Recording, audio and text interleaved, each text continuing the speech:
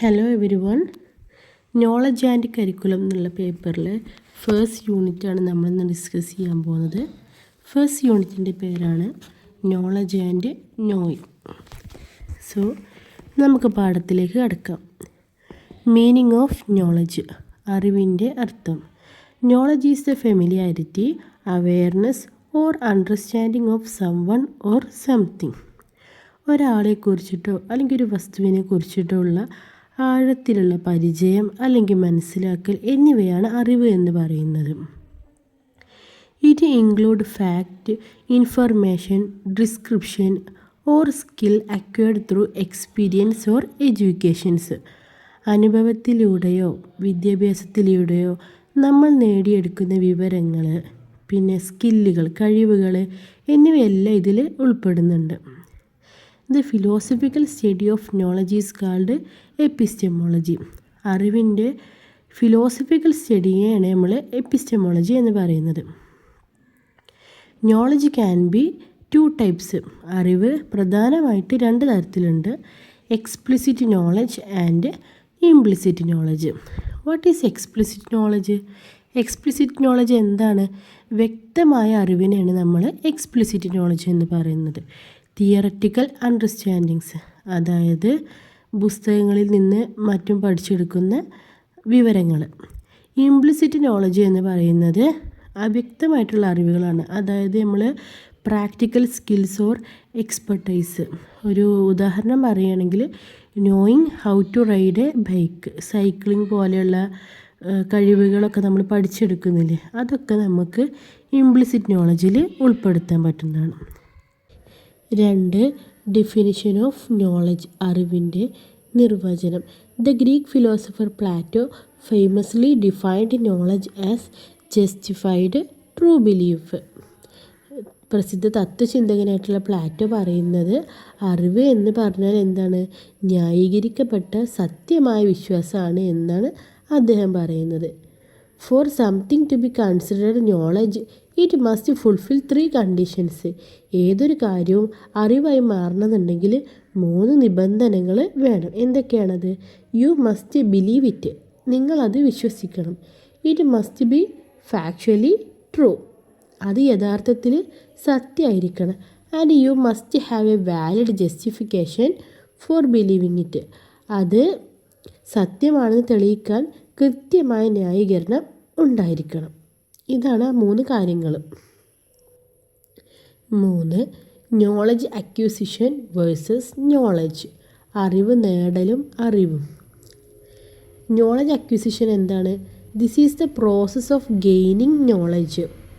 അറിവ് നേടിയെടുക്കുന്ന പ്രക്രിയയാണ്, അല്ലെങ്കിൽ ആ പ്രോസസ്സിനെയാണ് നമ്മൾ നോളജ് അക്വിസിഷൻ എന്ന് പറയുന്നത്.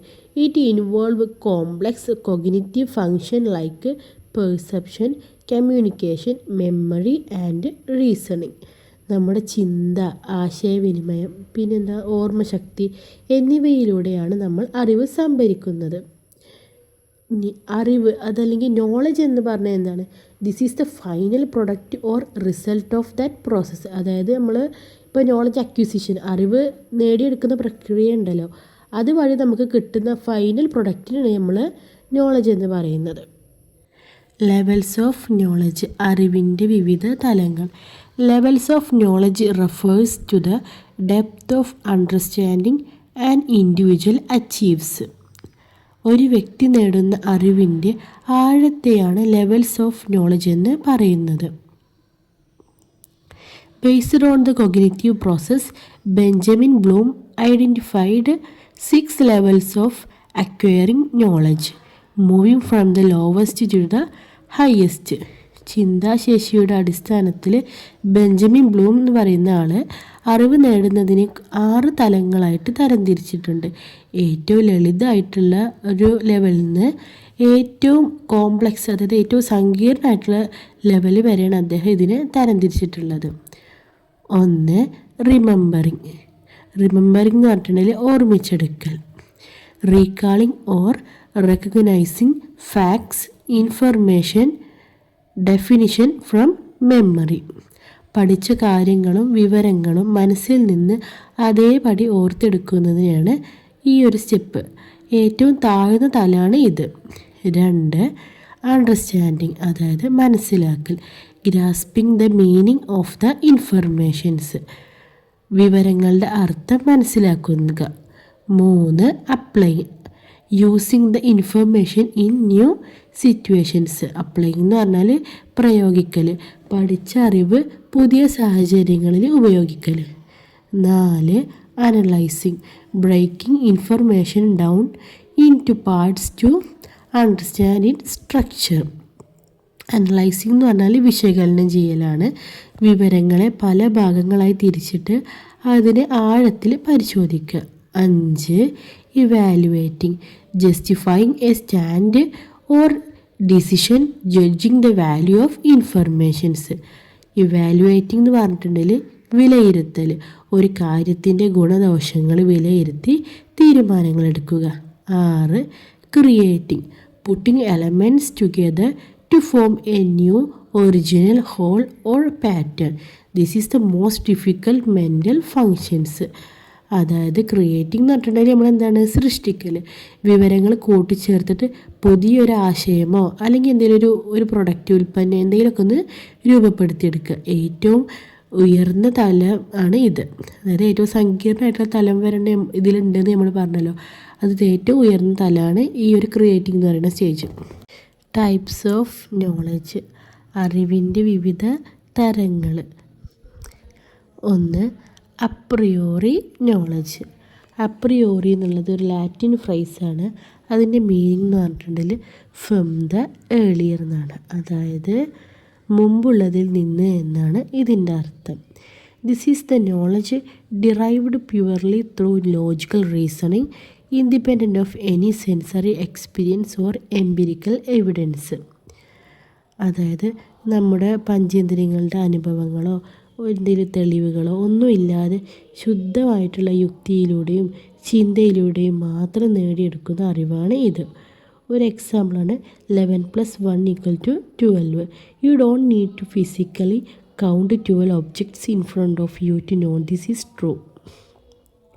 അതായത് 11 + 1 പറയുന്നത് 12ആണ്. ഇത് മനസ്സിലാക്കാൻ നമ്മുടെ മുമ്പിൽ ഒരു 12 സാധനങ്ങൾ വെച്ചിട്ട് പിന്നെ ഒന്ന് കൂട്ടി വെക്കേണ്ട ആവശ്യമൊന്നുമില്ല. ഏതൊരാൾക്കും നമുക്കത് മനസ്സിലാവുന്ന കാര്യം തന്നെയാണ് അല്ലേ. അതിനെയാണ് നമ്മൾ അപ്രിയോറി നോളജ് എന്ന് പറയുന്നത്. 2 a posteriori knowledge, meaning from the later, പിന്നീടുള്ളതിൽ നിന്ന് എന്നാണ് ഇതിൻ്റെ അർത്ഥം. ഇതൊരു ലാറ്റിൻ ഫ്രൈസ് തന്നെയാണ് കേട്ടോ. This knowledge strictly depend on sensory experiences and empirical evidence. Naturalist and pragmatist heavily support this. നമ്മുടെ അനുഭവങ്ങളിലൂടെയും നിരീക്ഷണങ്ങളിലൂടെയും മാത്രം ബോധ്യപ്പെടുന്ന അറിവാണിത്. ശാസ്ത്രീയ തെളിവുകൾ ഇതിന് ആവശ്യമാണ്. ഒരു എക്സാമ്പിൾ പറയുകയാണെങ്കിൽ, A bridge can withstand heavy truck after conducting engineering stress test and observing it. കനത്ത വാഹനങ്ങൾ അല്ലെങ്കിൽ നല്ലൊരു വെയിറ്റുള്ള വാഹനങ്ങളൊക്കെ കയറിയാൽ ഒരു പാലം പൊട്ടിപ്പോകില്ല എന്നുള്ളത് ഉറപ്പിച്ച് പറയാൻ ഒരു എൻജിനീയറിന് എന്തുണ്ടാവും, കുറേ പരിശോധനകളും കുറേ നിരീക്ഷണങ്ങളൊക്കെ ആവശ്യമായിട്ടുണ്ട് അല്ലേ. അതൊക്കെയാണ് ഇതിനൊരു എക്സാമ്പിൾ എന്ന് പറയുന്നത്. 3 എക്സ്പ്ലിസിറ്റ് നോളജ്. എക്സ്പ്ലിസിറ്റ് നോളജ് പറഞ്ഞാൽ എന്താണ്, വ്യക്തമായ അറിവാണ്. Formal highly reliable knowledge that can be easily recorded, written down and communicated through books, libraries and databases. It is easily transferable to others. പുസ്തകങ്ങളിലോ കമ്പ്യൂട്ടർ ഡാറ്റാബേസുകളിലോ കൃത്യമായി രേഖപ്പെടുത്താനും എഴുതി വെക്കാനും മറ്റൊരാൾക്ക് എളുപ്പത്തിൽ കൈമാറാനും കഴിയുന്ന ഒരു അറിവാണ് ഇത്. 4 ടാസിറ്റ് നോളജ്. ടാസിറ്റ് നോളജ് പറഞ്ഞാൽ എന്താണ്, ഉൾക്കാഴ്ചയിലുള്ള അറിവാണിത്. Personal intuitive knowledge residing in a person's mind that cannot be easily expressed verbally or written down. It is communicated non verbally through your body language, facial expressions and long term പ്രാക്ടീസും. അതായത് ഒരു വ്യക്തിയുടെ മനസ്സിലുള്ളതോ എന്ന വാക്കുകളിലൂടെ എളുപ്പത്തിൽ വിവരിക്കാനോ എഴുതി വെക്കാനോ കഴിയാത്തതുമായിട്ടുള്ള അറിവാണ് ഇത്. പെരുമാറ്റത്തിലൂടെയും ആംഗ്യങ്ങളിലൂടെയും പിന്നെ വർഷങ്ങളുടെ ഒരു പരിചയസമ്പത്ത് എന്നിവയിലൂടെ മാത്രമേ ഇത് മറ്റൊരാൾക്ക് മനസ്സിലാവാൻ പറ്റുള്ളൂ. ഒരു എക്സാമ്പിൾ പറയുകയാണെങ്കിൽ, an expert vet knowing how to calm a nervous horse through intuition.